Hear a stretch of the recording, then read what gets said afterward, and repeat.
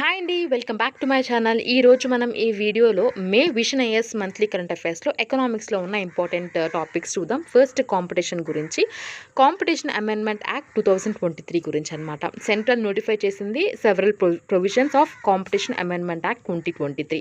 So అంతకుముందే మనకి competition act 2002 అనేది ఉంది. అది monopolies and destructive trade practices MRTP act 1969 replace చేస్తూ కాంపిటీషన్ యాక్ట్ 2002 అనేది వచ్చిందనమాట. అండ్ అలాగే ఈ యాక్ట్ ద్వారా మనం కాంపిటీషన్ కమిషన్ ఆఫ్ ఇండియా కూడా ఎస్టాబ్లిష్ చేశారు. అండ్ మెయిన్గా ఈ యాక్ట్ ఏం చేస్తుందంటే యాంటీ కాంపిటేటివ్ అగ్రిమెంట్స్ కానీ, లేకపోతే cooperative abuse of dominant positions కానీ, ఇంకా కాంబినేషన్స్ అంటే including acquisitions, take over of control measures, acquisition. So ఇవన్నీ మెటీరియల్గా అంటే నెగిటివ్ ఇంపాక్ట్ చూపిస్తుందో ఇండియన్ కాంపిటీషన్స్లో, సో అన్నీ ఈ యాక్ట్ అనేది ఫార్బిట్ చేస్తుంది. అండ్ ఈ అమెండ్మెంట్లో ఏం తీసుకొచ్చారంటే మెయిన్గా డెఫినేషన్ ఆఫ్ ది కాంబినేషన్ అనేది తీసుకొచ్చారు. అంటే definition of the combination expand చేశారు. అంటే ఇప్పుడు ట్రాన్సాక్షన్స్ ఏవైతే ఉంటాయో వాల్యూ అబౌట్ 2000 crores దీనిలో ఇంక్లూడ్ చేశారు. అండ్ అలాగే ఈ limit of or approval of combination కూడా రిడక్ట్ చేశారనమాట. అంతకుముందు 210 days ఉంది, ఇప్పుడు 150 daysకి రెడ్యూస్ చేశారు. Next definition of control for classification of the combinations కూడా ఇచ్చారనమాట. మెయిన్గా ఏమైతే ability to exercise material influence ఉంటుందో మేనేజ్మెంట్ కానీ, ఓవర్ అఫైర్స్తో కానీ, లేకపోతే స్ట్రాటజిక్ కమర్షియల్ డెసిషన్స్ కానీ, దానికి సంబంధించిన డెఫినేషన్ కూడా ఇక్కడ మాడిఫై చేశారు. నెక్స్ట్ అలాగే ఈ స్కోప్ ఆఫ్ కార్టెల్స్ ఎక్స్పాన్షన్ కూడా ఇక్కడ మెన్షన్ చేశారనమాట. అంటే ఇప్పుడు ఒక ఐడెంటికల్ కానీ సిమిలర్ బిజినెస్ యాక్టివిటీస్ ఎవరైతే చేస్తారో కొన్ని కంపెనీస్ ఏమైతే ఉంటాయో వాళ్ళు ఒక ఒప్పందానికి వచ్చి, అంటే ఈ ప్రోడక్ట్ని ఈ ప్రైస్తోనే మనం అమ్ముదాం మార్కెట్లో, ఈ ప్రొడక్షన్ ఇంత అంటే ఎన్ని గూడ్సే ప్రొడక్ట్ చేద్దామని మామూలుగా ఒక ఒప్పందానికి వస్తారు కదా. సో అట్లాంటి అగ్రిమెంట్స్ ఏమైతే ఉన్నాయో దాన్ని మనం కార్టెల్స్ అంటాం అనమాట. సో ఆ స్కోప్ ఆఫ్ కార్టెల్స్ కూడా ఎక్స్పాన్షన్ అనేది ఇప్పుడు హబ్ అండ్ స్పోక్ అగ్రిమెంట్స్ కూడా దాని గురించి కూడా మెన్షన్ చేశారు. సో అలాగే నెక్స్ట్ మనం కాంపిటీషన్ కమిషన్ ఆఫ్ ఇండియా అనేది ఎస్టాబ్లిష్ చేశారు ఈ యాక్ట్ వల్ల అని చెప్పాం కదా. సో అదే ఇది. సో ఒకసారి దీన్ని కూడా చూద్దాం. Competition commission of India head quarters న్యూఢిల్లీలో ఉంది. ఇది స్టాట్యుటరీ బాడీ. మనకి ఇది కాంపిటీషన్ యాక్ట్ 2002 ద్వారా అయితే క్రియేట్ చేశారు. మ్యాండేటరీ ఏంటంటే ఇది మామూలుగా ఇది ఏమైతే ప్రాక్టీసెస్ ఉన్నాయో అడ్వర్స్ ఎఫెక్ట్ ఆన్ కాంపిటీషన్ ఉంటుందో దాన్ని ఎలిమినేట్ చేస్తుంది. అలాగే సస్టైన్ కాంపిటీషన్ అనేది ప్రమోట్ చేస్తుంది అనమాట. అండ్ ఇంట్రెస్ట్ ఆఫ్ కన్జ్యూమర్స్ని ప్రొటెక్ట్ చేస్తుంది. అలాగే ఇది freedom of trade in the market of ఇండియాలో ఎన్ష్యూర్ చేస్తుంది. ఇది మినిస్ట్రీ ఆఫ్ కార్పొరేట్ అఫైర్స్ కింద అయితే ఉంటుంది. కాంపోజిషన్ చైర్పర్సన్ ఉంటారు. అండ్ అలాగే 2 to 6 అదర్ మెంబర్స్ కూడా ఉంటారు. అపాయింట్ చేసేది central government. Term of office of chairperson చూసుకుంటే చైర్పర్సన్ ఇంకా మిగతా మెంబర్స్ని చూసుకుంటే 5 years or age of 65 years. And అలాగే ఈ రీఅపాయింట్మెంట్ కూడా వీళ్ళు ఎలిజిబుల్ అనమాట. పవర్స్ చూసుకుంటే ఇప్పుడు ఎంక్వైరీ చేయడానికి కమిషన్కి అంటే ఏవైతే సర్టన్ అగ్రిమెంట్స్ ఉంటాయో combinations dominant positions of enterprises enquiry చేసే హక్కు ఉంటుంది. అండ్ అలాగే అంటే ఓన్ పొజిషన్ రెగ్యులేట్ చేసే అవకాశం ఉంది. అండ్ అలాగే ఏమైతే ఆర్డర్ ఉంటుందో అది అమెండ్ చేయొచ్చు అనమాట తన మిస్టేక్ని రెక్టిఫై చేసుకుంటానికి. అండ్ అలాగే ఇక్కడ ఎవరైతే ఫాలో అవ్వరో ఫెయిల్యూర్ అవుతారో ఈ కమిషన్ చెప్పిన ఆర్డర్స్ని ఫాలో అవ్వరో అంటే డైరెక్షన్స్ ఏమైతే చెప్పిందో సో వాళ్ళకి పనిష్మెంట్ అలాగే ఫైన్ కూడా, అంటే ఫైన్ ఆర్ ఇంప్రిజన్మెంట్ ఉంటుందన్నమాట. నెక్స్ట్ అలాగే grievance redressal and penalty provisions చూసుకుంటే లిమిటెడ్ పీరియడ్ అనేది ఫైలింగ్ ఇన్ఫర్మేషన్లో ప్రస్తుతం ఇప్పుడు ఏంటంటే విదిన్ 3 years అని చేశారు. ఇంతకుముందు ఏంటంటే ఇప్పుడు ఎప్పుడన్నా చేయొచ్చు అనమాట. సో దానివల్ల ఏంటంటే బర్డెన్ ఎక్కువైపోతుంది. దానివల్ల 3 yearsకి డిక్రీజ్ చేశారు. నెక్స్ట్ అలాగే పెనాల్టీ కూడా ఇంక్రీజ్ చేశారు. ఫాల్స్ స్టేట్మెంట్స్ కానీ లేకపోతే ఒమిషన్ ఆఫ్ మెటీరియల్ ఇన్ఫర్మేషన్ ఉంటే ఇంతకుముందు 1 crore అనమాట. సో ఇప్పుడు 5 crores అయితే చేశారు. నెక్స్ట్ అలాగే ఈ పెనాల్టీ అనేది ఇది గ్లోబల్ టర్న్ ఓవర్ బేస్ చేసుకుని పెనాల్టీ అనేది ఇంపోజ్ చేస్తారనమాట. నెక్స్ట్ మనకి కాంపౌండింగ్ అఫెన్సెస్ ఏమైతే ఉంటాయి, ఇప్పుడు ఫర్ ఎగ్జాంపుల్ ఆల్రెడీ ఒకసారి మిస్టేక్ చేశారు, పనిష్మెంట్ అనేది ఉంది, ఫైన్ అనేది జరిగింది. అండ్ అలాగే సేమ్ మిస్టేక్ రిపీట్ చేస్తే దానికి డబల్ ఉంటుందన్నమాట. సో అట్లాంటిది ఇది అంటే ఇప్పుడు ఒకవేళ చేసిన తప్పు మళ్ళీ చేస్తే ఎక్కువ పనిష్మెంట్ అయితే ఉంటుందని చెప్పారు. లీనియన్సీ రిజైన్ ఒకవేళ ఎవరైనా అంటే ఏ పార్టీ అయినా ఇప్పుడు ఏమన్నా వైలేషన్ చేశారనుకోండి, సో దానికి సంబంధించిన ఇంకా మిగతా వైలేషన్స్ కానీ లేకపోతే అన్‌డిస్క్లోజ్డ్ కార్టెల్ ఏమైతే ఉంటుందో, కార్టెల్ మనం ఇందాక చెప్పుకున్నట్టు ఒక ఒప్పందం లాంటిది, అగ్రీమెంట్ అనేది ఒక సిమిలర్ బిజినెస్ మ్యాన్స్ అనేది చేస్తారు కదా! అట్లాంటిదనమాట. సో అట్లాంటి ఏవన్నా ఇంకా వాళ్ళు ఫర్దర్ చెప్తే డిస్క్లోజ్ చేస్తే వాళ్ళకి ఏమైతే పనిష్మెంట్ ఉంటుందో దానికి కొంచెం తగ్గిస్తారనమాట. సో అంటే ఇంకా ఎక్కువ వాళ్ళ ఏమైతే ఈ కార్టెల్స్ చేస్తారో, ఏమైతే కొన్ని వయలేషన్స్ చేశారో, సో దానికి అంటే ఇదే కాకుండా మిగతా ఉన్నాయి కూడా వాళ్ళు డిస్క్లోజ్ చేస్తే వాళ్ళకి శిక్ష తగ్గే అవకాశం కూడా ఉంటుందన్నమాట. ఒకవేళ 6 ఇయర్స్ పనిష్మెంట్ దానికి 4 ఇయర్స్ చేయడం, సో అట్లాంటివి చేస్తూ ఉంటారు. అదే ఈ లీనియన్సీ రిజైన్. నెక్స్ట్ డీ decriminalisation of certain offences. So ఇప్పుడు ఈ సీఏఏ కూడా అంటే nature of punishment of certain అఫెన్సెస్కి చేంజ్ చేసిందనమాట. అంటే ఇంపోజిషన్ ఆఫ్ ఫైన్స్ నుంచి పెనాల్టీస్ అట్లాగా. సో అదర్ ప్రొవిజన్స్ చూసుకుంటే సెటిల్మెంట్ అండ్ కమిట్మెంట్ మెకానిజం, అలాగే implementation of open offer or purchase shares, appointment of director general. So ఇట్లాంటి అదర్ ప్రొవిజన్స్ కూడా ఉన్నాయన్నమాట. అండ్ కన్సర్న్స్ ఏంటంటే ఈ యాక్ట్ వల్ల మెయిన్గా ఇప్పుడు ambiguity in interpretation of the concepts like material influence కానీ, ట్రాన్సాక్షన్ వాల్యూస్ కానీ ఎక్సెట్రా. అండ్ అలాగే ఇక్కడ మనకి కన్సిడరబుల్ టైం ప్రెషర్, అంటే ఇప్పుడు ఇంతకు ముందులా కాకుండా ఇప్పటికప్పుడు చేయడం కాదు, ఇప్పుడు లిమిటెడ్ 3 years చేశారు కదా, సో అది. అండ్ అలాగే ఇప్పుడు బర్డెన్ అంటే burden on parties undertake detail engagement with CCI అనేది ఇంక్రీజ్ అయింది. అండ్ అలాగే flood of additional transactions having notified CCI due to లో థ్రెషోల్డ్. సో ఇవి కన్సర్న్స్. అండ్ అలాగే సిగ్నిఫికెన్స్ ఆఫ్ దీస్ అమెండ్మెంట్స్ చూసుకుంటే స్పీడీ అప్రూవల్స్ అంటే ఇప్పుడు మ్యాక్సిమం టైం లిమిట్ అనేది 3 years అయింది కాబట్టి, సో ఇప్పుడు అప్రూవల్స్ ఆఫ్ కాంబినేషన్ అనేది ఇంకా ఎక్కువ స్పీడ్ అవుతుందన్నమాట. నెక్స్ట్ అలాగే ఈ ఫేర్ కాంపిటీషన్, ఇప్పుడు ట్రాన్సాక్షన్స్ ఏమైతే 2 exceeds 2000 crores అని ఫిక్స్ చేశారో, సో సీసీఐ అప్రూవల్స్ కూడా ఫేర్ కాంపిటీషన్ అయితే ఉంటుందన్నమాట. సో యాంటీ కాంపిటేటివ్ ప్రాక్టీసెస్ ఇంకా ఉండదు. అండ్ అలాగే ఫేర్ కాంపిటీషన్ మార్కెట్లో ప్రమోట్ అవుతుంది. నెక్స్ట్ అలాగే హయ్యర్ పెనాల్టీస్ అండ్ జ్యూరిస్డిక్షన్స్ కూడా ఇంక్రీజ్ చేశారు. అండ్ ఫాస్ట్ రిజల్యూషన్ కూడా అవుతుందన్నమాట. సో ఇవైతే significance of the amendments. Conclusion చూస్తే ఈ amendments are forward looking and capable of handling competition law issue of the future. The next phase of reforms aim towards clearing any possible ambiguity and creating process to ensure easy and effective compliance with the provisions. ఈ amendments ఏవైతే ఉన్నాయో ఇప్పుడు మనం competition లా అని handling చేయడంలో ప్రస్తుతానికి ఇంకా ఫ్యూచర్కి ఏమైతే ఇష్యూస్ ఉన్నాయో ఫార్వర్డ్ లుకింగ్గానే ఉన్నాయి. కానీ నెక్స్ట్ ఫేజ్లో మనం ఈ పాసిబుల్ అంబిగ్విటీ అండ్ అలాగే ఈజీ అండ్ ఎఫెక్టివ్ కంప్లయన్స్ని ఎన్ష్యూర్ చేసే ప్రాసెస్ అనేది క్రియేట్ చేయాలన్నమాట. సో ఈ అమెండ్మెంట్స్ ఏమైతే ఉన్నాయో అవి ఫార్వర్డ్ లుకింగ్ అండ్ క్యాపబుల్ అనమాట. మనం ఏమైతే ఈ కాంపిటీషన్లో హ్యాండ్లింగ్ ఇష్యూస్ ఏమైతే ఉన్నాయో హ్యాండ్లింగ్ చేయడంలో ఫ్యూచర్. కానీ నెక్స్ట్ ఫేజ్ ఎలా ఉండాలంటే ఇప్పుడు మెయిన్గా ఈ అంబిగ్విటీ పాసిబిలిటీ కానీ లేకపోతే ఒక ప్రాసెస్ అనేది క్రియేట్ చేయాలి, అంటే ఈజీ ఎన్ష్యూర్ అండ్ అలాగే ఎఫెక్టివ్ కంప్లైంట్స్ విత్ ద ప్రొవిజన్స్తో. Next topic transition from London interbank offered rate. RBI ఒక ఇష్యూ చేస్తుంది అనమాట, ఒక అడ్వైజరీ అనేది బ్యాంక్స్కి ఇంకా అదర్ ఆర్బీఐ రెగ్యులేటెడ్ ఎంటిటీస్కి. అంటే కొన్ని స్టెప్స్ తీసుకోమని. సో దానివల్ల ఏంటంటే complete transaction away from the LIBOR నుంచి, London interbank offered rate నుంచి. సో ప్రస్తుతం LIBOR and MIFOR phased out చేయాలి June 30 నుంచి అని చెప్పి న్యూస్లో అయితే ఉందన్నమాట. సో మిఫోర్ అంటే ఏంటంటే Mumbai interbank forward outright rate. ఇది ఒక domestic internet rate bench mark. ఇది ప్రెజెంట్గా పబ్లిష్ చేసేది financial bench mark of India private limited. So banks ఇంకా ఫైనాన్షియల్ ఇన్స్టిట్యూషన్స్కి అడ్వైజ్ అయితే ఇచ్చారు. మెయిన్గా ఏంటంటే ఇప్పుడు కొత్త న్యూ ట్రాన్సాక్షన్ అయితే జరగకూడదు అనమాట. అంటే ప్రైస్ యూజింగ్ $, లిబోర్ ఆర్ మిఫోర్. సో మనము డీటెయిల్గా చూద్దాం. సో లిబోర్ అంటే ఏంటి, financial bank bench mark private limited అంటే ఏంటి, ఇంకా టర్మ్స్ గురించి అండ్ ఆల్టర్నేటివ్ ఫర్ లిబోర్స్ గురించి అన్నీ డిస్కస్ చేద్దాం. ఫస్ట్ మనకి financial bench mark India private limited అయితే చూద్దాం. సో ఇది హెడ్ క్వార్టర్స్ వచ్చి ముంబై. సో ఇది ఒక అదేంటి కంపెనీ యాక్ట్ 2013 అండర్, ఇది 2014లో ప్రైవేట్ లిమిటెడ్ కంపెనీగా రిజిస్టర్ అయిందనమాట, financial bench mark Indian private limited. So దీన్ని ఓన్ చేసేది fixed income money market, derivatives association of India, foreign exchange dealer association of India and Indian banks association. So వీటన్నిటి వీళ్ళు ముగ్గురు కలిసి own చేస్తున్నారు ఈ financial bench mark Indian private limited. ఇది 2014లో ఒక private limited company under companies act 2013 ప్రకారం start అయితే చేశారు. నెక్స్ట్ ఆబ్జెక్టివ్ చూసుకుంటే మెయిన్గా బెంచ్ మార్క్స్ ఏమైతే ఉంటాయో ఇది మనీ మార్కెట్కి సంబంధించింది ఆర్ గవర్నమెంట్ సెక్యూరిటీకి సంబంధించింది అండ్ ఫారెన్ ఎక్స్చేంజ్ ఇండియాలో. సో ఆ బెంచ్ మార్క్స్ అన్ని డెవలప్ ఇంకా అడ్మినిస్ట్రేటర్ చేస్తుంది.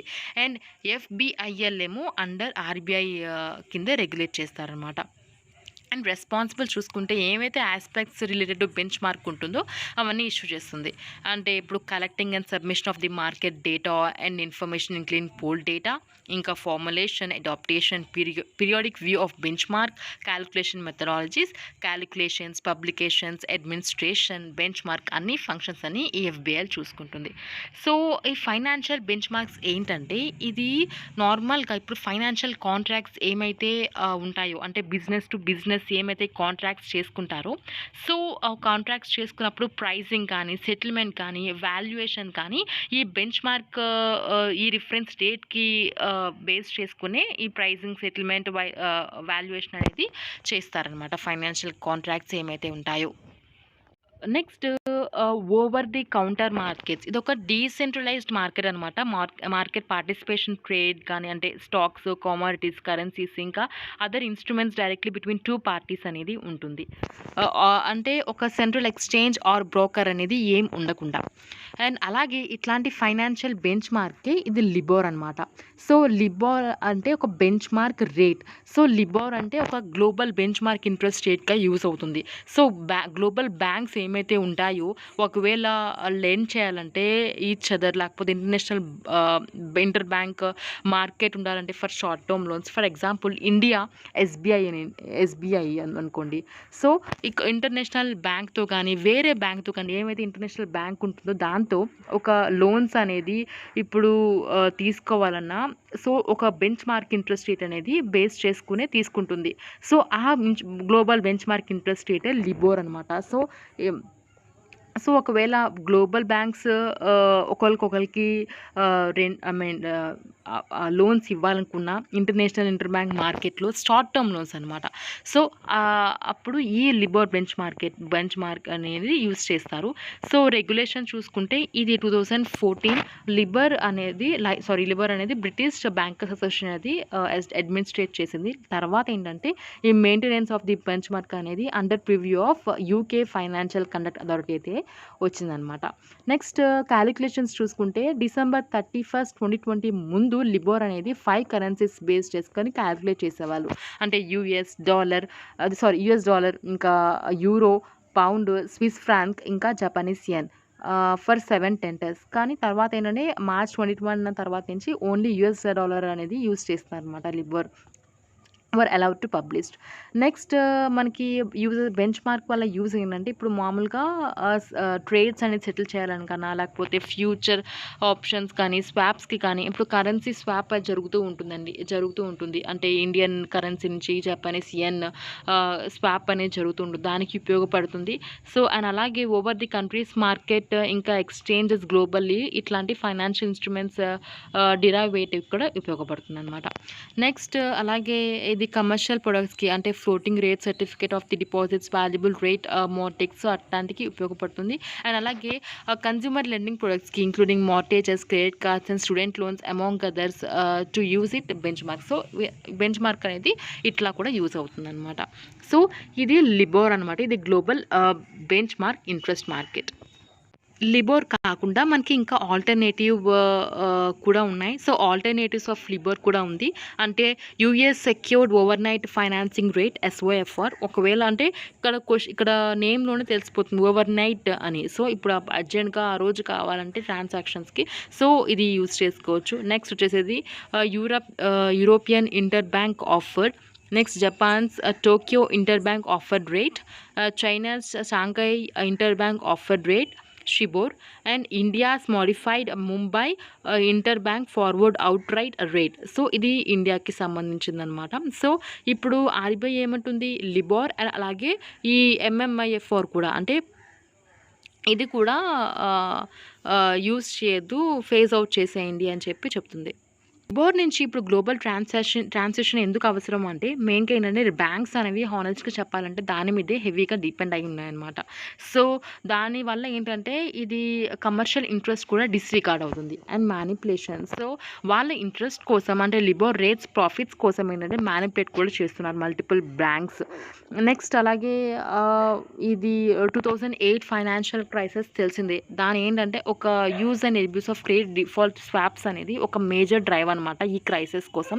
అండ్ అలాగే rates for serious for setup of using LIBOR. So దాని సిచ్యువేషన్ మనకి రాకూడదని చెప్పి సో మనం ముందు ఈ లిబోర్ నుంచి వేరే ఆల్టర్నేటివ్స్ చూసుకోవాలని చెప్పి ఇక్కడ ఆర్బీఐ చెప్తుంది.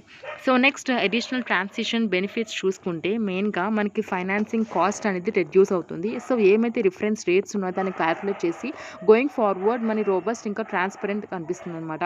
నెక్స్ట్ అలాగే బారోయింగ్ కాస్ట్ కూడా రెడ్యూస్ అవుతుంది.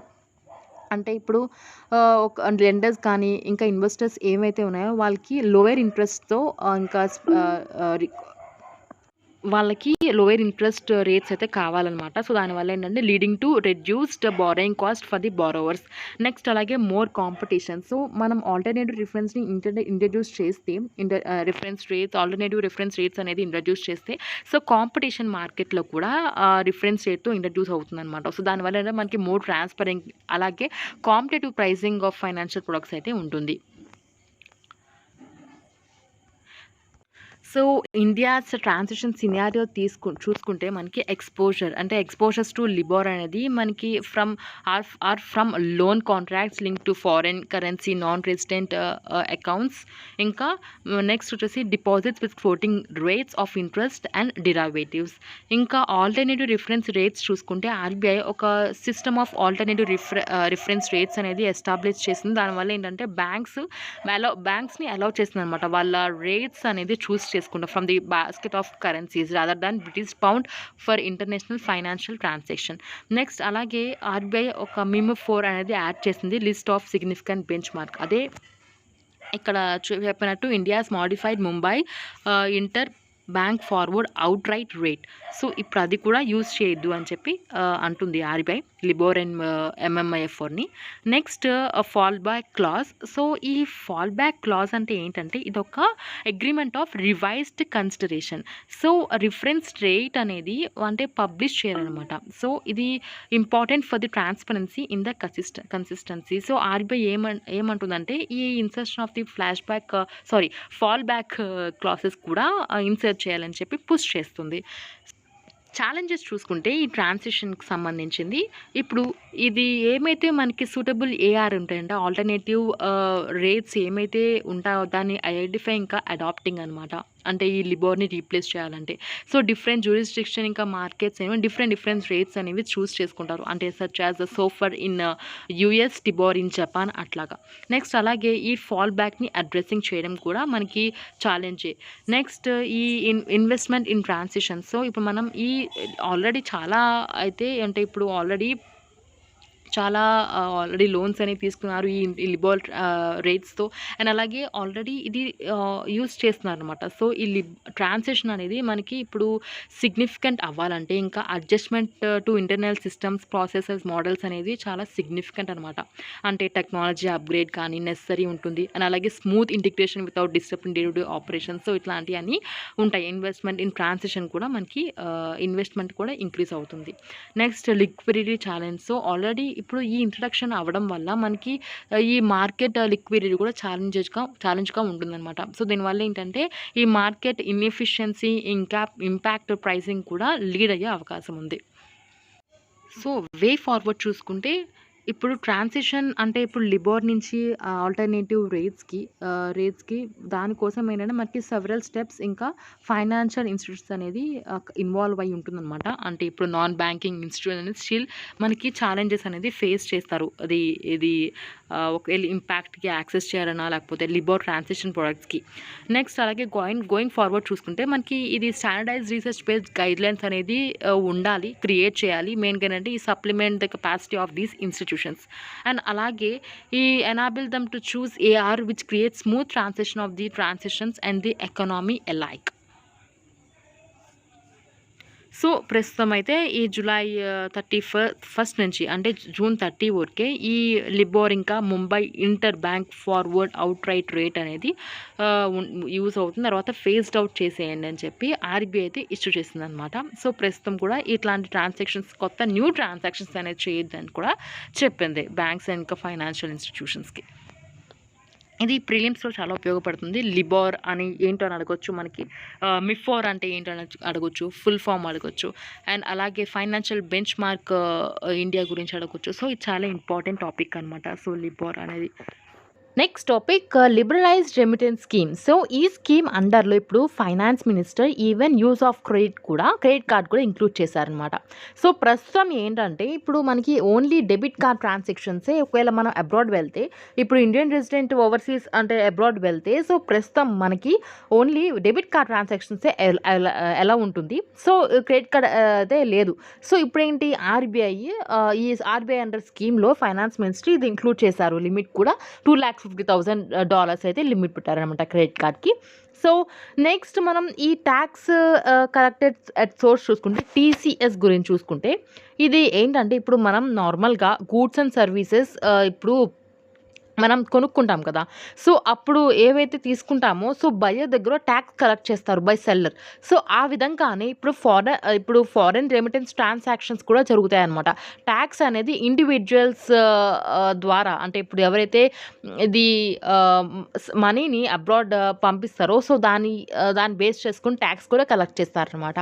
సో యూనియన్ బడ్జెట్ 2003-2004 ప్రపోజ్ చేసిన ప్రకారం ఏంటంటే ఇప్పుడు 5% TCS for foreign remittances exceeding ₹7 lakhs towards education and medical treatment. వాళ్ళ మెడికల్ ట్రీట్మెంట్ ఇంకా ఎడ్యుకేషన్ కోసం 7 lakhs ఎక్సీడ్ అయితే సో 5% టీసీఎస్ అనేది మెయింటైన్ చేయాలి. అండ్ అలాగే ఇప్పుడు అంతకు ముందు ఉన్నట్టు 7 lakh ఎక్సీడ్ అయినప్పుడు, అంటే వాళ్ళ ఎడ్యుకేషన్ లోన్స్ ఏమైతే వాళ్ళు తీసుకున్నారో ఫైనాన్షియల్ ఇన్స్టిట్యూషన్స్ నుంచి, సో వాళ్ళు తిరిగి పే చేస్తున్నప్పుడు కూడా సో 7 lakhs కంటే ఎక్కువ ఉంటే 0.5% ట్యాక్స్ అనేది ఉంటుంది. అలాగే ఉండదు, చేంజెస్ ఏమీ లేవన్నమాట.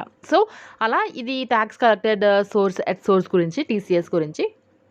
అండ్ అలాగే మన కరెంట్ స్టేటస్ చూసాం. అంటే ఇప్పుడు మనకు ఓన్లీ క్రెడిట్ కార్డ్ అవైలబుల్ లేదు, ఓన్లీ డెబిట్ కార్డ్ మాత్రమే అవైలబుల్. ఇప్పుడు ఫైనాన్స్ మినిస్ట్రీ ద్వారా సో ఇప్పుడు క్రెడిట్ కార్డ్ కూడా ఇంక్లూడ్ చేశారన్నమాట. సో డెమోగ్రఫిక్ ఎఫెక్టెడ్ చూసుకుంటే ఇప్పుడు హై నెట్ వర్త్ ఇండివిజువల్స్ ఎవరైతే ఉంటారో, చాలా డబ్బున్న వాళ్ళు, బిగ్ షాట్స్ వాళ్ళు, సో వాళ్ళు ఏంటంటే వాళ్ళ ఫారెన్ విజిట్ చేసినప్పుడు సో వాళ్ళు ఏం స్పెండ్ చేశారో అవన్నీ అథారిటీస్కి డీటెయిల్ రిపోర్ట్ అయితే ఇస్తారనమాట. అండ్ ఫెమ్ రూల్స్ చూసుకుంటే ఇప్పుడు నార్మల్గా వాళ్ళు అంటే ఆల్ ఇండియన్ రెసిడెంట్స్, సో వాళ్ళు కొనొచ్చు, అమ్మొచ్చు, ఫారెన్ ఎక్స్చేంజ్ చేయొచ్చు, so for any account transaction. But కానీ ఏంటంటే కొన్ని ప్రొహిబిట్ చేస్తుంది అనమాట సెంట్రల్ గవర్నమెంట్. సో దానికి ట్రాన్సాక్షన్ అయితే చేయకూడదు అనమాట. And prohibited versus permissible remittances చూసుకుంటే, పర్మిసిబుల్ రెమిటెన్సెస్ ఏమో ఏమైతే ప్రైవేట్ విజిట్స్ ఉంటాయో ఎనీ కంట్రీకి, అంటే ఎక్సెప్ట్ నేపాల్ అండ్ భూటాన్. అలాగే gift or donations and going abroad for employment, immigration, maintenance of close relatives abroad, travel for business or conference or specialised training for medical expenses, studies abroad. కొన్ని remittances అయితే prohibit చేశారు.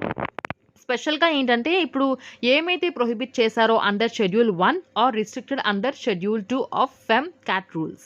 Next అలాగే trading in forex abroad, capital account remittances to countries identify FATF as non cooperative countries, and అలాగే to the individuals or entities identified as a posing risk of committing acts of terrorism or for gifting another resident in foreign currency. So ఇవైతే prohibit చేశారు, ఇవైతే permissible. And background of LRS చూసుకుంటే ఇది 2004లో introduce చేశారు. Main primary objective ఏంటంటే ఇప్పుడు ఏమైతే ఎగ్జిస్టింగ్ ఫారెన్ ఎక్స్చేంజ్ రెగ్యులేషన్స్ ఉన్నాయో దాన్ని లిబరలైజ్ కోసం, అండ్ అలాగే స్మూత్ ట్రాన్స్ఫర్ ఆఫ్ ఫండ్స్ కోసం అనమాట. అండ్ అలాగే ఇప్పుడు అండర్ ILR ప్రకారం ఏంటంటే ప్రతి ఒక్క రెసిడెంట్ ఇండివిజువల్కి ఇప్పుడు ఫ్రీలీ రెమిట్ అయితే ఉంది up to $250,000 per financial year for any permissible current or capital account transaction or a combination of both. ఈ స్కీమ్ అనేది కార్పొరేటివ్స్కి, పార్ట్నర్షిప్స్కి అండ్ అలాగే ట్రస్ట్కి, ఫర్మ్స్కి అవైలబుల్ లేదనమాట. And remittances can be made in any freely convertible foreign currency. So next topic వచ్చేసి మనకి ఇన్సూరెన్స్ సెక్టర్కి సంబంధించింది. సో రీసెంట్గా insurance regulatory and development authority of India chief ఏం చెప్పారంటే ఒక ప్లాన్ని ఇంట్రడ్యూస్ చేయడానికి వర్క్ చేస్తున్నామని చెప్పారు. సో దాని ప్లాన్ ఇన్సూరెన్స్ ప్లాన్ పేరే ఇది బీమా ట్రినిటీ అనమాట. సో బీమా ట్రినిటీ మెయిన్గా 3 కాంపోనెంట్స్లో ఇంక్లూడ్ చేశారు. బీమా సుగమ్, బీమా విస్తర్, బీమా వాకాస్. సో బీమా సుగమ్ ఏంటంటే ఇప్పుడు ఒక ప్లాట్ఫామ్ అనేది ఉంటుందన్నమాట. సో ఈవెన్ ఇన్సూరెన్స్ అనుకున్న వాళ్ళు లేకపోతే డిస్ట్రిబ్యూటర్స్ కూడా ఒక స్టాప్ షాప్గా కస్టమర్స్కి ఇది యాక్ట్ చేస్తుంది. నెక్స్ట్ బీమా విస్తర్ ఏంటంటే అంటే ఇప్పుడు ఏమైతే బండిల్ రిస్క్ కవర్ అవుతుందో అంటే ఈవెన్ హెల్త్కి సంబంధించింది, లైఫ్కి సంబంధించింది, ప్రాపర్టీకి, క్యాజువాలిటీస్కి, యాక్సిడెంట్స్కి, సో అన్నీ ఈ బీమా విస్తర్లో అయితే మెన్షన్ చేసి ఉంటారు. అండ్ నెక్స్ట్ అలాగే నెక్స్ట్ ఇది బీమా వాకాస్. సో ఇది క్యారియర్స్ అనమాట. ఇప్పుడు ఉమెన్ సెంట్రిక్ వర్క్ ఫోర్స్ అనేది ప్రతి ఒక్క గ్రామ సభకి ఉండి ఇప్పుడు ఉమెన్ హెడ్గా ఉండి మామూలుగా ఏంటంటే ఇప్పుడు ఉమెనే కదా ఈచ్ హౌస్లో హెడ్గా ఉండిద్ది. సో వాళ్ళని కన్విన్స్ చేస్తారనమాట. సో ఈ కాంపోజిట్ ఇన్సూరెన్స్ ప్రోడక్ట్ అనేది ఎలా బెనిఫిట్ అవుతుందో సో అదే గ్రామ వాకాస్. సో గ్రామ వాకాస్ డీటెయిల్గా ఇక్కడ చెప్తారు. డ్రాఫ్ట్ గైడ్ లైన్స్ కూడా చూద్దాం. సో IRDI ఒక గైడ్ లైన్స్ కూడా డ్రాఫ్ట్ చేసింది అనమాట ఈ బీమా వాహకాస్కి సంబంధించింది. ప్రైమరీ ఆబ్జెక్టివ్ ఏంటంటే ఇప్పుడు ఒక dedicated distributed channel focus on enhancing insurance inclusion and creating awareness in every గ్రామ పంచాయత్. మెయిన్గా ఇప్పుడు గ్రామ పంచాయత్కి ఇప్పుడు అవేర్నెస్ అనేది క్రియేట్ చేయడానికి ఇది ఎస్టాబ్లిష్ చేశారు.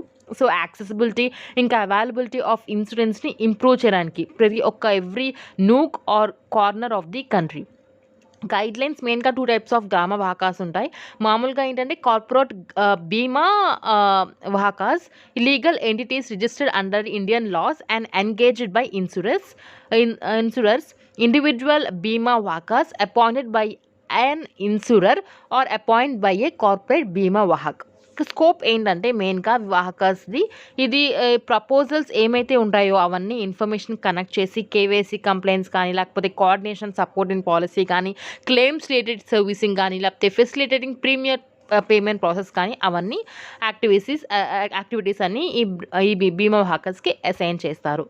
నెక్స్ట్ ఇప్పుడు మనకి అదర్ మెజర్స్ ఏమైతే ఉన్నాయి ప్రపోజ్ చేశారంటే ఇప్పుడు స్టేట్ లెవెల్ కమిటీస్ ఇంకా వాల్యూ యాడెడ్ సర్వీసెస్ని యాడ్ చేశారు. సో మెయిన్గా ఈ స్టేట్ లెవెల్ ఇన్సూరెన్స్ కమిటీస్ని ఫార్మేషన్ కన్సిడరింగ్ చేస్తుంది అనమాట IRDI. అండ్ అలాగే collaborating with state government these committees will devise district level plans to offer localised insurance solution that caters the diverse needs to the population. New value added services. So ఈ IRDI propose చేస్తుంది ఒక amendments to insurance laws that would enable insurance to offer value added services such as gym or yoga membership and nursing services. అంటే ఇప్పుడు ఏంటంటే ఇప్పుడు ఒకవేళ ఈ ఇన్సూరెన్స్గా తీసుకుంటూ ఉంటే అంటే అడిషనల్గా జిమ్ ఆర్ యోగా మెంబర్షిప్స్ ఇవ్వడం కానీ లేకపోతే నర్సింగ్ సర్వీసెస్ ఇవ్వడం కానీ సో అట్లాంటి అమెండ్మెంట్స్ కూడా ఇన్సూరెన్స్ లాస్లో ప్రపోజ్ చేస్తుంది అనమాట. అండ్ ఇప్పుడు మనం ప్రస్తుతం కరెంట్ స్టేటస్ చూసుకుంటే ఇన్సూరెన్స్ సెక్టర్ ఇండియాలో మనకి టోటల్ ప్రీమియం వచ్చి 10th లార్జెస్ట్ మార్కెట్ గ్లోబల్గా, ఎస్టిమేటెడ్ మార్కెట్ షేర్ వచ్చి 1.9% అనమాట. నెక్స్ట్ అలాగే ఇన్సూరెన్స్ డెన్సిటీ చూస్తే ఇది మనకి 2001లో $11.1 నుంచి మనకి $91 అయితే 2021కి డెన్సిటీ ఇంక్రీజ్ అయింది. ఇన్సూరెన్స్ పెనట్రేషన్ కూడా మనకి స్టడీగా ఇంక్రీజింగ్లో కనిపిస్తుంది. 2000లో అయితే 2.7%, ఇంకా 2021లో అయితే 4.2% అనమాట. అండ్ అలాగే మనకి ఈ గ్రోత్ డ్రివెన్ ఇన్సూరెన్స్ సెక్టర్స్ ఇండియాలో చూసుకుంటే మనకి ఇండియా అనేది 10th largest insurance market in the world. మనకి 2032 కల్లా వచ్చేసరికి 6th లార్జెస్ట్ ఇన్సూరెన్స్ మార్కెట్ అవుతుందని ప్రపోజ్ అని అంటున్నారు. నెక్స్ట్ ఫేవరబుల్ డెమోగ్రఫిక్స్ చూసుకుంటే మెయిన్గా మనకి 55% ఇండియన్ పాపులేషన్ అనేది ఈ ఏజ్ గ్రూప్లో ఉంది. వర్కింగ్ పాపులేషన్ ఏజ్ గ్రూప్లో 20 to 59 అంటే 2020 ఇయర్లో ఎస్టిమేట్ ఏం చేస్తున్నారంటే 2025 కల్లా ఇది 56 రీచ్ అవుతుందండి టోటల్ పాపులేషన్. నెక్స్ట్ అలాగే ఇది వైడ్ మిడిల్ క్లాస్ ఎక్స్పాన్షన్ ఉంది. అండ్ 2030 కల్లా మనకి 140 million middle income people add అవుతారని చెప్తున్నారు. అండ్ అలాగే దీనివల్ల ఏంటంటే మనకి demand and growth of insurance sector అనేది ఇంక్రీజ్ అవుతుంది. డిమాండ్ ఇంకా గ్రోత్ గాని కనిపిస్తుందనమాట. సో డిజిటల్ బిహేవియర్ ప్యాటర్న్స్ చూసుకుంటే మనకి agents is along with the citizens is in digital tools has grown with more than 50 amenable to virtual renewals. Pandemic related shifts in demand patterns. So Covid తర్వాత ఏంటంటే ఇప్పుడు even digital adoption ఇంకా pandemic అనేది మనకి insurance penetration rate ఎంత అవసరమో ఇంకా awareness అనేది ఇంక్రీజ్ చేసింది. అండ్ నెక్స్ట్ మనం ఈ గవర్నమెంట్ ఇనిషియేటివ్స్ ఏవైతే ఉన్నాయో ఇప్పుడు అండర్ ఆయుష్మాన్ భారత్ పిఎం జన్ ఆరోగ్య యోజన, దాని ద్వారా ఏంటంటే మనం 230 మిలియన్ బెనిఫిషియర్స్కి ఆయుష్మాన్ కార్డ్స్ అనేవి ప్రొవైడ్ చేసాం. అనదర్ ఇనిషియేటివ్స్ ఏంటంటే ప్రధాన్ మంత్రి సురక్ష బీమా యోజన, ప్రధాన్ మంత్రి జీవన్ జ్యోతి యోజన, ప్రధాన్ మంత్రి ఫసల్ బీమా యోజన, ఇట్లాంటి గవర్నమెంట్ ఇనిషియేటివ్స్ కూడా చాలానే ఉన్నాయి ఇన్సూరెన్స్కి సంబంధించింది. నెక్స్ట్ ఇన్వెస్ట్మెంట్ ఆపర్చునిటీస్ చూసుకుంటే with entry of private players between 2014 and 2022, the share of the state-owned companies has dropped in both life and non-life segments. Government also raised the level of foreign direct investment in domestic insurance to 74 from 49%. అంటే మనకి ఇప్పుడు government కూడా foreign FDI అంటే foreign direct investment domestic ఇన్సూరెన్సెస్లో increase చేసింది. ఇంతకుముందు 49% ఉంది, ఇప్పుడు 74 అనమాట. ఇది చాలా ఇంపార్టెంట్.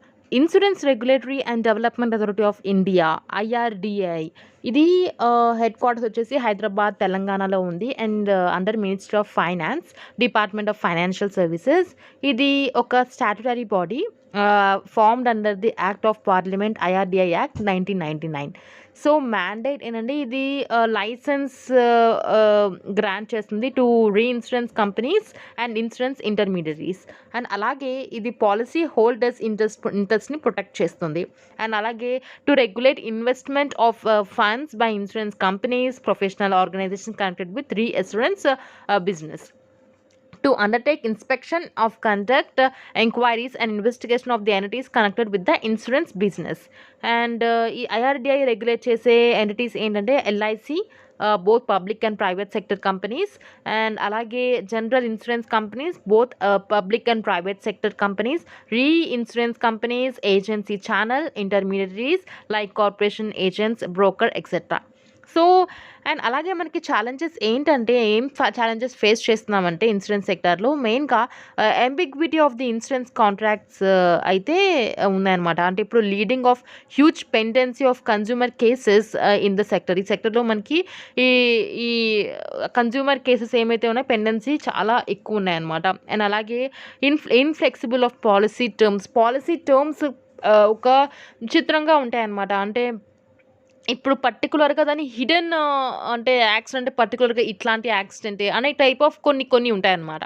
సో పాలసీ టర్మ్స్ కూడా ఇన్ఫ్లెక్సిబుల్ ఉంటాయి. అండ్ అలాగే క్యాపిటల్ ఇన్ఫ్యూజన్ ఏమో మనకి 50,000 crores పర్ ఇయర్ కావాలి to double penetration in the next 5 years.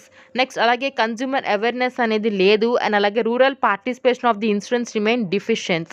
And అలాగే significance gaps in insurance coverage, low insurance penetration and density. So and next మనం ఈ insurance penetration అంటే ఏంటంటే ఇప్పుడు insurance total insurance premium to gross domestic in given area ratio అనమాట. And అలాగే insurance density ఏంటంటే ratio of total insurance premium to the whole population of the given country in a given year.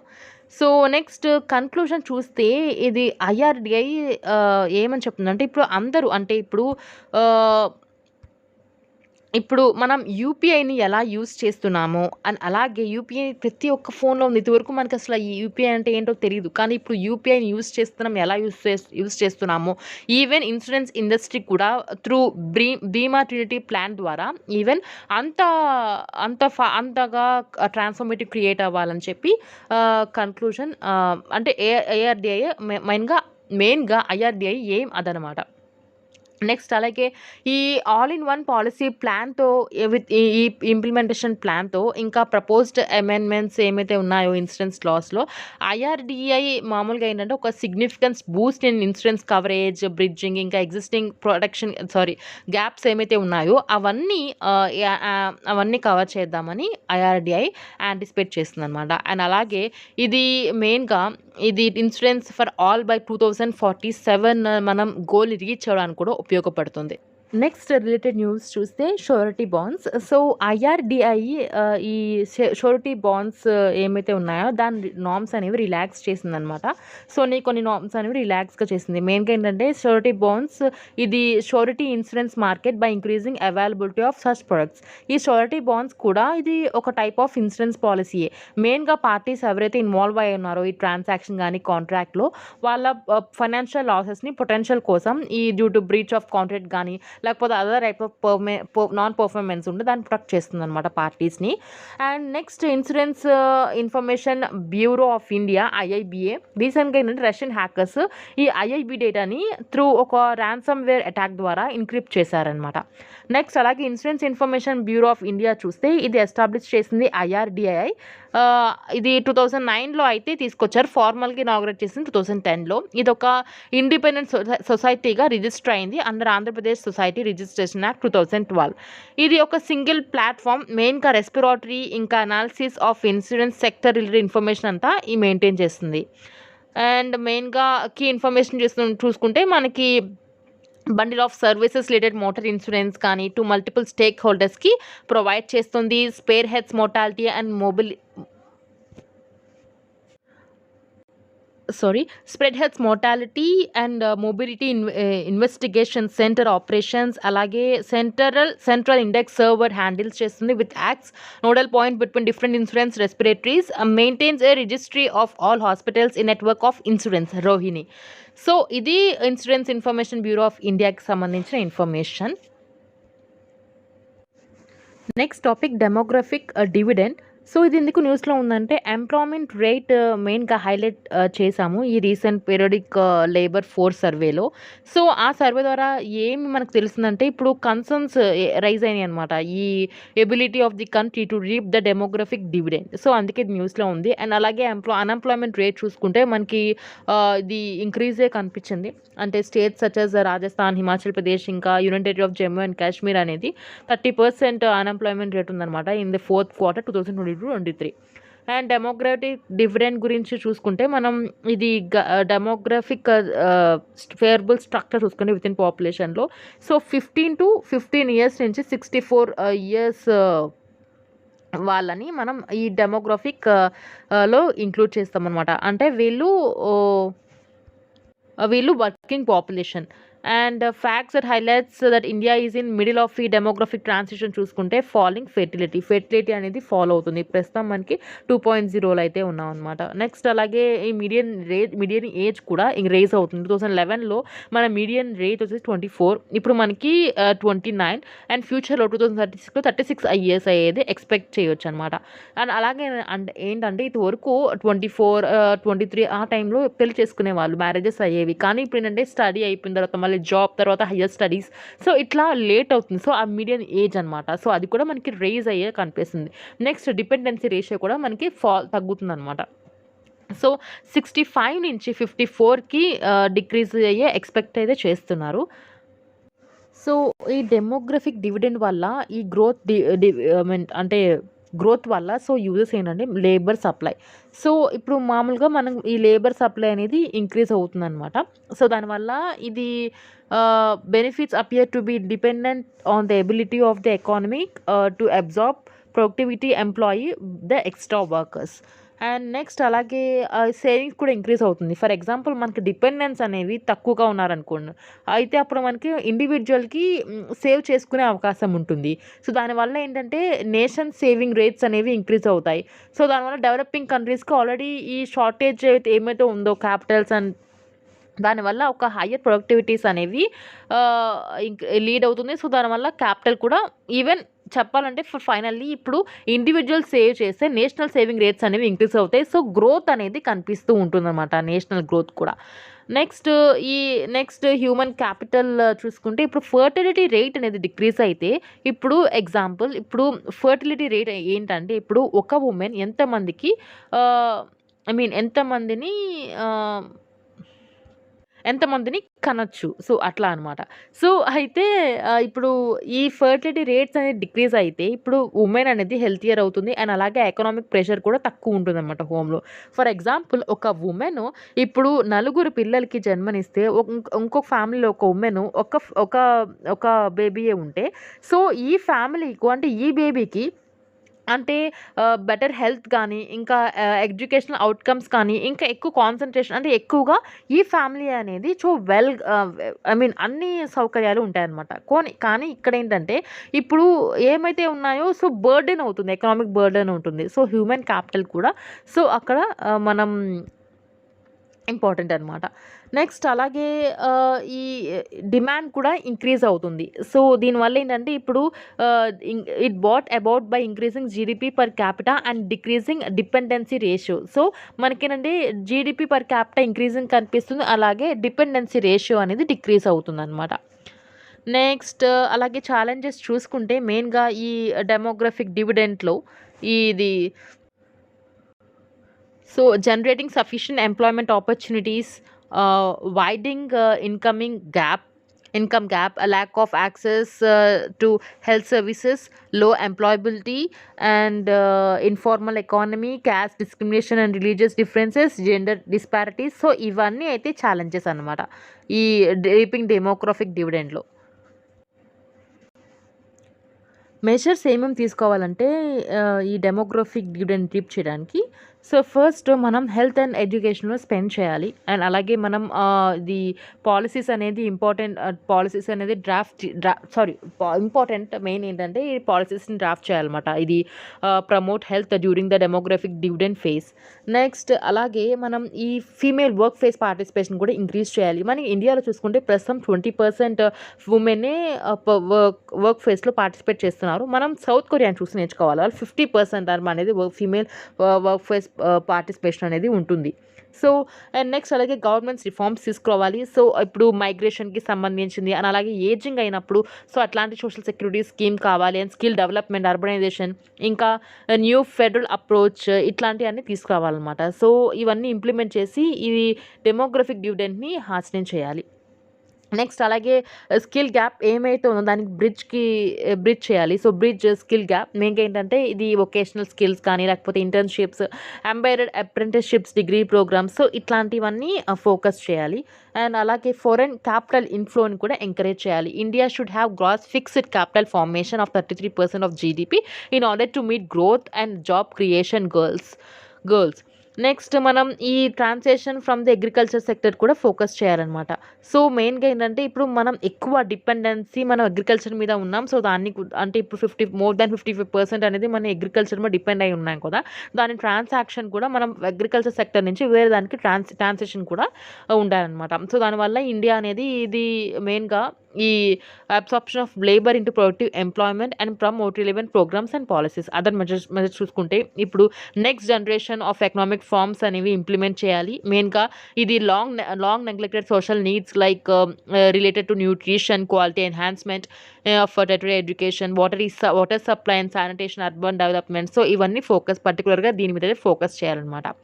అలాగే government that ensure respect for properties right, sanctity of contracts and the rules of law are more likely to be able to create an economic environment that will facilitate realization of the demographic dividend. So ఇవి other measures. Demographic dividend గురించి చూద్దాం. ఈ demographic transition ప్రాసెస్లో first dividend అనేది మనకి ఎలా వస్తుందంటే working age population అనేది ఇంక్రీజ్ అయితే, అదే మనకి సెకండ్ డెమోగ్రాఫిక్ డివిడెండ్ ఎప్పుడు ఇంక్రీజ్ అవుతుందంటే ఇప్పుడు వర్కింగ్ ఏజ్ పాపులేషన్ వాళ్ళు ఇండివిజువల్స్ అనేవాళ్ళు ఎక్కువ మనీ అనేది సేవ్ చేసుకుని దానివల్ల వాళ్ళు ఏంటంటే ఓల్డ్ ఏజ్ని ప్రిపరేషన్ ముందే చేసుకుంటారు అనమాట. దానివల్ల ఏంటంటే ఇప్పుడు క్యాపిటల్ అక్యుములేషన్ అనేది కాంట్రిబ్యూట్ చేస్తారు అండ్ అలాగే ఎకనామిక్ గ్రోత్కి కూడా కాంట్రిబ్యూట్ చేస్తారు. సో దానివల్ల మనకి రైట్ పాలసీస్ అనేది ఉంటే ఇప్పుడు సెకండ్ డివిడెండ్ వాళ్ళు ఈవెన్ ఎక్కువ ఉంటారు, అంటే లాంగ్ లాస్టింగ్ ఇంకా లార్జర్ ఉంటారు మనం ఫస్ట్ డివిడెండ్ వాళ్ళతో కంపేర్ చేసుకుంటే. Next topic ruralisation of India. So ఏం క్లెయిమ్ చేస్తున్నారంటే ఇప్పుడు అర్బన్ అన్‌ఎంప్లాయ్‌మెంట్ వల్ల ఏంటంటే స్ట్రక్చరల్ షిఫ్ట్ జరుగుతుంది టువర్డ్స్ రూరలైజేషన్ అని చెప్పి. సో మళ్ళీ ఇప్పుడు సిటీకి వచ్చిన వాళ్ళు, అర్బన్‌కి వచ్చిన వాళ్ళు సో ఏం వర్క్ లేకుండా మళ్ళీ వాళ్ళు రూరల్‌కి వెళ్ళిపోతున్నారు. వాళ్ళు విలేజెస్‌కి అట్లే వెళ్ళిపోతున్నారు. అండ్ నెక్స్ట్ మనకి ఈ అంటే దీని రూరలైజేషన్ ఇండికేషన్స్ చూసుకుంటే ఎందుకు రూరలైజేషన్ ఇంక్రీజ్ అవుతుందంటే ఇప్పుడు lack of private investment. So ఈ share of private fixed capital information అనేది ఇది కంటిన్యూగా డిక్లైన్ అవుతుందన్నమాట. ఫైనాన్షియల్ ఇయర్ 2019 చూసుకుంటే 10.8%, కానీ ఫైనాన్షియల్ ఇయర్ 2020 చూసుకుంటే 8.4. సో డిక్రీజ్ అయితే కనిపిస్తుంది. అండ్ అలాగే ఈ persistence of unemployment problem. So మనకి both employment and income situations have improved since the Covid loss. So అప్పటి నుంచి ఏంటంటే మనకి ఎంప్లాయ్మెంట్ ఇంకా ఇన్కమ్ సిచ్యువేషన్స్ అనేవి ఇంక్రీజ్ అవుతున్నాయి అనమాట. అండ్ అలాగే ఏంటంటే ఇప్పుడు కాస్ట్ ఆఫ్ లివింగ్ రైజ్ అయిపోయింది, కానీ ఇన్కమ్ అయితే లేదు. సో దానివల్ల మళ్ళీ రూరలైజేషన్ అయితే ఇంక్రీజ్ అయిపోతుంది. అండ్ నెక్స్ట్ అలాగే work force shift towards agriculture. So Indian work force dependency on agriculture అనేది ఇంక్రీజ్ అయింది. అంతకుముందు మనం 2018-19 చూసుకుంటే 42.5% ఉంది. ఇప్పుడు 45.5% అయితే 2021-22 అనమాట. సో ఇంక్రీజ్ అయింది.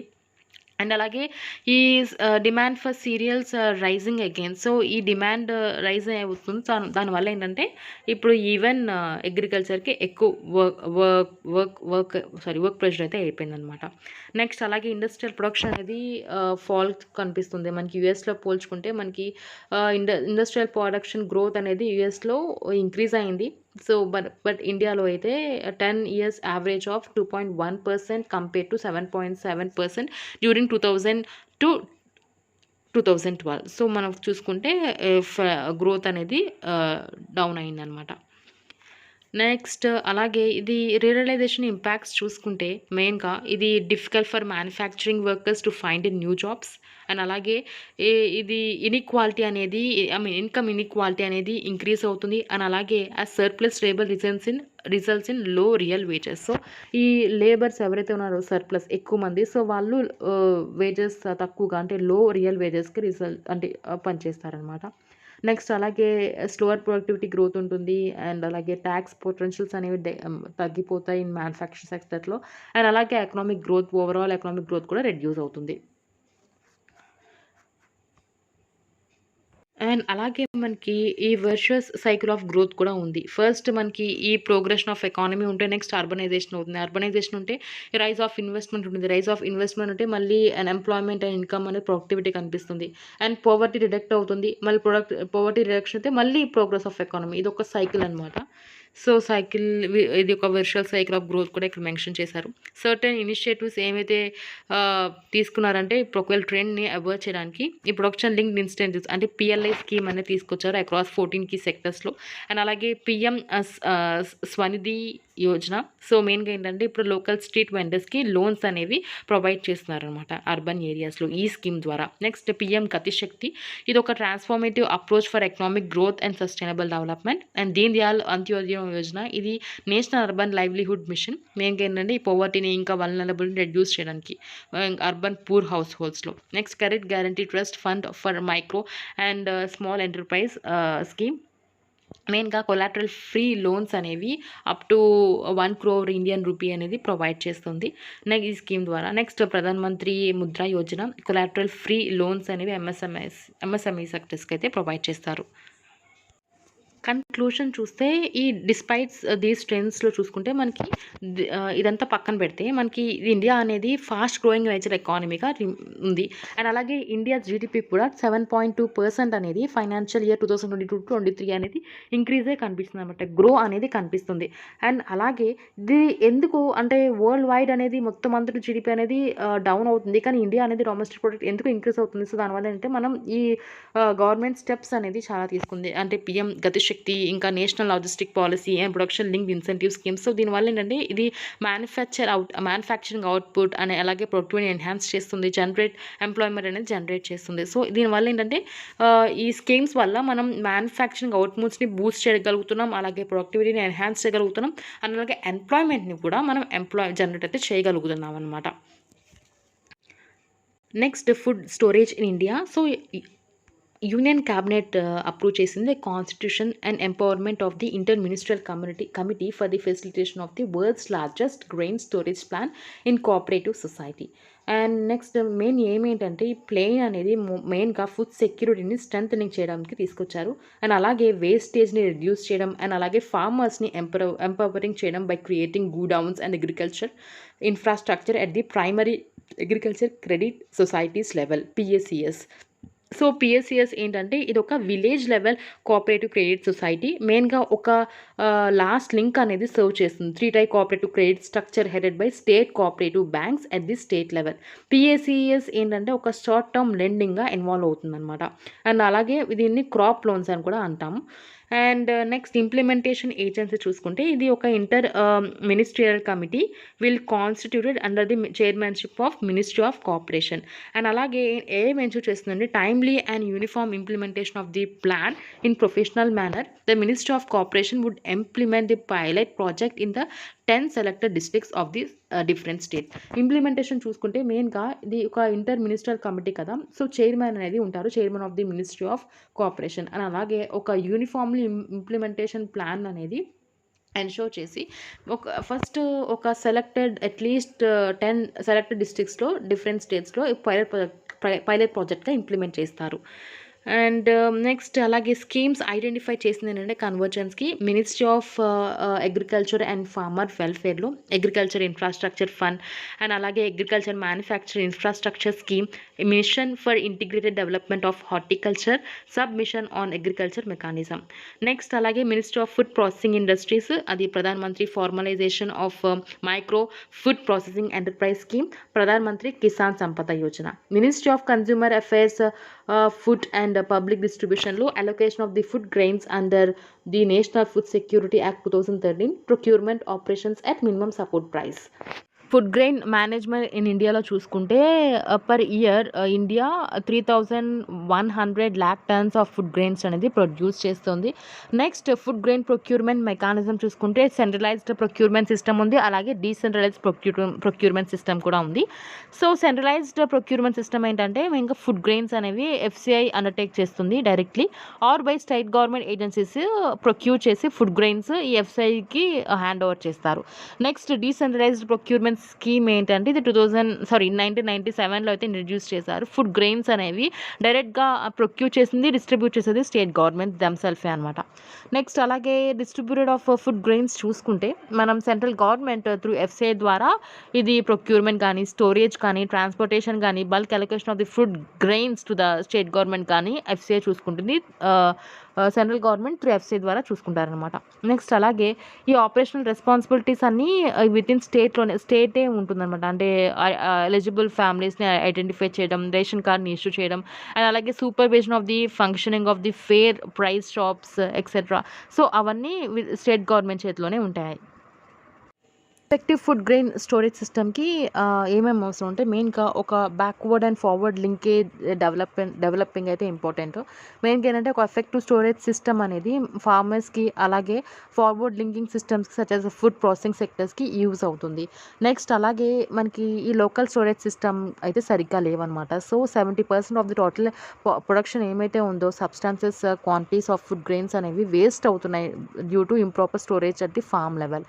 నెక్స్ట్ అలాగే ఇది ఇంప్రాపర్ స్టోరేజ్ మేనేజ్మెంట్. సో మనం ఏవైతే షెల్ఫ్ లైఫ్ తక్కువ ఉంటాయో సో అది ఎక్కువ మనం లాంగ్ అంటే ఎక్కువసేపు మనం స్టోర్ చేసి పెడితే దానివల్ల ఏంటంటే ఇప్పుడు మనకి ఇది రోడెన్స్ అవ్వడం కానీ లేకపోతే మాయిశ్చర్ అవ్వడం కానీ లేకపోతే బర్డ్స్ అండ్ పెస్ట్కి అంటే ఇప్పుడు వేస్ట్ అయిపోతాయి అనమాట. షెల్ఫ్ అంటే మనం ఎక్కువసేపు స్టోరేజ్ చేయడం వల్ల యూజ్ చేయకుండా సో దాని షెల్ఫ్ లైఫ్ కంటే ఎక్కువ అంటే ఎక్స్పైర్ అయిపోతాయి అన్నమాట. నెక్స్ట్ అలాగే అన్సైంటిఫిక్ స్టోరేజ్ అనేది ఫాలో అవ్వడం వల్ల అంటే ఇప్పుడు 80% ఆఫ్ ది హ్యాండ్లింగ్ ఇంకా వేర్ హౌసింగ్ ఫెసిలిటీస్ ఏమైతే ఉన్నాయో అది మెకనైజ్డ్ అవ్వలేదు. ఇంకా traditional manual methods of loading unloading ఇంకా handling food grains and other commodities అయితే జరుగుతున్నాయి. నెక్స్ట్ అలాగే ఒక స్టోరేజ్ ఫెసిలిటీస్లో నెంబర్ ఆఫ్ గ్యాప్స్ అనేవి ఉన్నాయి. అలాగే కోల్డ్ స్టోరేజ్ ఇష్యూ కూడా ఉందన్నమాట. అండ్ నెక్స్ట్ అలాగే ఇండియాస్ కోల్డ్ స్టోరేజ్ కెపాసిటీ అనేది unorganised and dominated by traditional cold storage facilities. So distribution of the cold storage is highly uneven with majority of the cold storage is limited to Uttar Pradesh, Gujarat, Punjab and Maharashtra. And అలాగే ఏమైతే government initiatives ఏమేమి తీసుకుందంటే, first national policy on handling and storage of food grains 2000 తీసుకొచ్చింది. మెయిన్గా ఏంటంటే ఇది to reduce storage and transit loss at farm and commercial levels and to modernise the handling storage and transportation system of the food grains in India. So మెయిన్గా ఇది storage ఇంకా transit losses at farm and commercial levels reduce చేయడానికి ఈ scheme అనేది తీసుకొచ్చారు. And అలాగే ఈ handling storage transportation system of food grains ఏమైతే ఉన్నాయో ఇండియాలో దాన్ని మోడర్నైజ్ చేయడానికి కూడా తీసుకొచ్చారు. నెక్స్ట్ గ్రామీణ్ బంధారన్ యోజన. ఇది మెయిన్గా ఇది ఒక construction or renewal of rural గౌడౌన్స్కి ఈ సబ్సిడీ అనేది ప్రొవైడ్ చేస్తుందన్నమాట. అండ్ ఒక సైంటిఫిక్ స్టోరేజ్ కెపాసిటీని క్రియేట్ చేయడానికి ఈ సబ్సిడీ అనేది ఇస్తుంది రూరల్ గోడౌన్స్కి. Next warehousing development and regulation act 2007. It was made the warehousing receipt a negotiable. Next private entrepreneurs guarantee scheme, PEG scheme. So మెయిన్గా ఏంటంటే storage capacity of the FCI in PPP mode. Next PM Kisan Sampada Yojana. ఇది ఏంటంటే cold storage ఫెసిలిటీస్ని ఇంకా అలాగే specialised packing units ఇంకా warehousing ఫెసిలిటీస్ని development కోసం ఈ స్కీమ్ అనేది తీసుకొచ్చారు.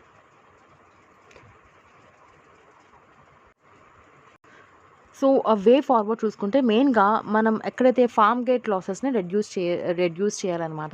అంటే ఇప్పుడు మామూలుగా ఇప్పుడు అది ఏమైతే విలేజ్ లెవెల్లోనే అంటే with transportation links should be promoted. అలాగే ఇట్లాంటివన్నీ మనం ఫార్మ్ గేట్లోనే ప్రికాషన్స్ తీసుకుని లాస్ అనేది రెడ్యూస్ చేయాలి.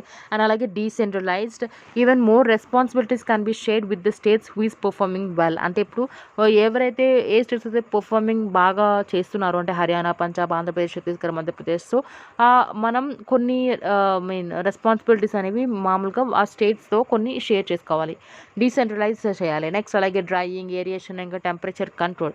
మెయిన్గా ఏంటంటే మాయిశ్చర్ ఇంకా temperature determine how long to the grain can remain. So moisture ఇంకా టెంపరేచర్ అనేది ఇది గ్రెయిన్ అంటే మనకి గ్రెయిన్ అనేది ఎంత లాంగ్ అంటే షెల్ఫ్ లైఫ్ అనేది స్టోరేజ్ ఎంత స్టోరేజ్లో ఎంతవరకు ఉండగలదు అని చెప్పి కెపాసిటీని అది క్వాలిటీ లూజ్ అవ్వకుండా సో అవన్నీ డిటర్మైన్ చేస్తుంది. సో దానివల్ల ఏంటంటే ఈ ఆల్టరింగ్ మెథడ్స్ యూజ్ చేసి మేనేజ్ చేసి సో యూజ్ చేయాలన్నమాట. సో అలాగే ట్రెడిషనల్ మెథడ్స్ని స్ట్రెంథనింగ్ చేయడం అండ్ అలాగే removing covered and plinth storage and private పార్ట్నర్షిప్ని ప్రమోట్ చేయాలి. అండ్ అలాగే మనం టెక్నాలజీ ఫుడ్ స్టోరేజ్లో కూడా యూజ్ చేయాలన్నమాట. ఎమర్జింగ్ టెక్నాలజీస్ ఏమున్నాయో like blockchain, artificial intelligence. So ఇట్లాంటివన్నీ మెయిన్గా మనం ఫుడ్ గ్రెయిన్ మేనేజ్మెంట్కి యూజ్ చేయొచ్చు. Next topic cities 2.0. Government approve చేసింది second phase of city investment to innovate, integrate and sustain cities project. So cities చూసుకుంటే ఇది ఒక part of smart city mission.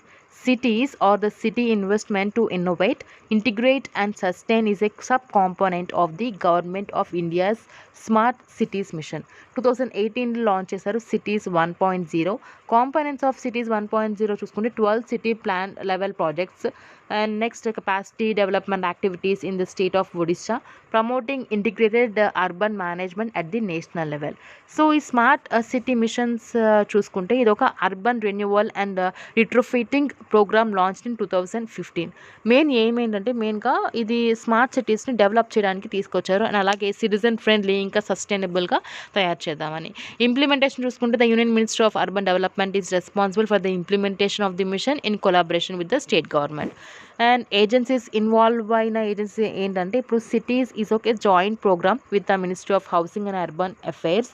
అలాగే Agence Française de Développement AFD, consultant for KFW జర్మనీకి సంబంధించిన అనమాట. And అలాగే European Union and the National Institute of Urban affairs.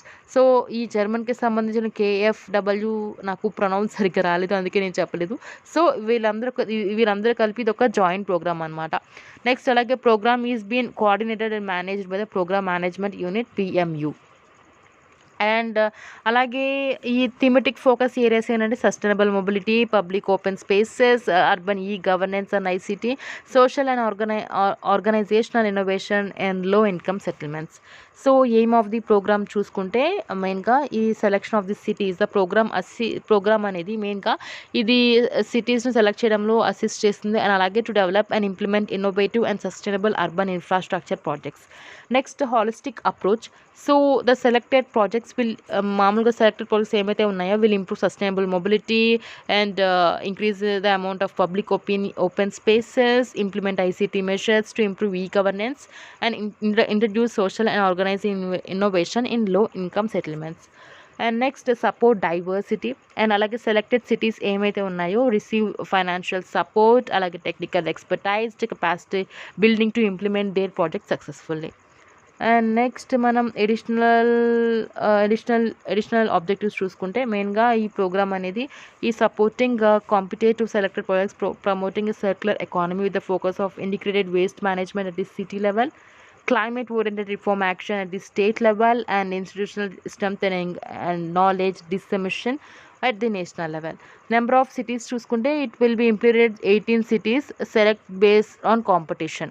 Next అలాగే funding చూసుకుంటే మనకి 1760 crore from AFD and the కేఎఫ్డబ్ల్యూ and technical assistance grant of rupees 106 crores from European Union.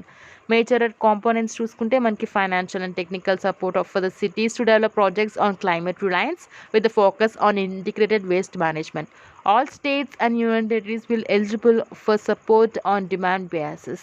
Next, intervention of the all three levels, center, state and city, to further climate governance in urban India. So economics చాలా కొంచెం ఎక్కువ long video అయింది. So economics కొంచెం అర్థం చేసుకున్న difficulty ఉంటుంది, but చాలా కొన్ని మనం తెలుసుకుంటే చాలా ఈజీ అనమాట. సో ఎకనామిక్స్ అయితే అయిపోయింది. ఛానల్ అయితే సబ్స్క్రైబ్ చేసుకోండి. మళ్ళీ మనం నెక్స్ట్ వీడియో కలుద్దాం.